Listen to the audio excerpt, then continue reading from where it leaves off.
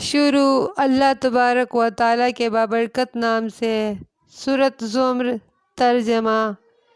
اے نبی، میرے بندوں سے کہہ دیجئے جنہوں نے اپنی جانوں پر ظلم کیا، وہ اللہ کی رحمت سے مایوس نہ ہوں۔ بے شک اللہ سارے گناہ معاف کر دیتا ہے، یقیناً وہ بڑا غفور و رحیم ہے۔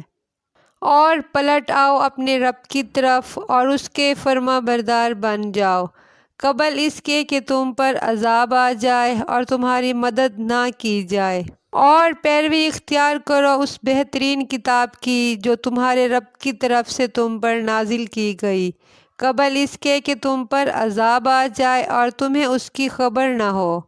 اور کہیں ایسا نہ ہو کہ تم میں سے کوئی یہ کہے، ہائے افسوس میری اس کوتاہی پر جو میں نے اللہ کی جناب میں کی، بلکہ میں تو مذاق اڑانے والوں میں شامل رہا۔ یا پھر یہ کہے کہ اگر اللہ نے مجھے ہدایت بخشی ہوتی تو میں بھی متقین میں سے ہوتا۔ یا پھر عذاب دیکھ کر کہے کہ کاش مجھے ایک اور موقع مل جائے تو میں بھی نیکوکاروں میں سے ہو جاؤں۔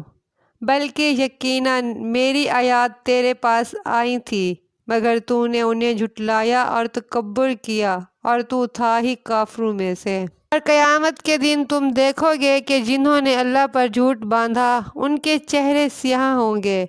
کیا جہنم ہی ٹھکانہ نہیں ہے متکبرین کا؟ اور اللہ نجات دے گا ان لوگوں کو کامیابی کے ساتھ جنہوں نے تقوی اختیار کیا۔ نہ ان کو وہاں کوئی دکھ پہنچے گا اور نہ ہی کبھی کوئی غم۔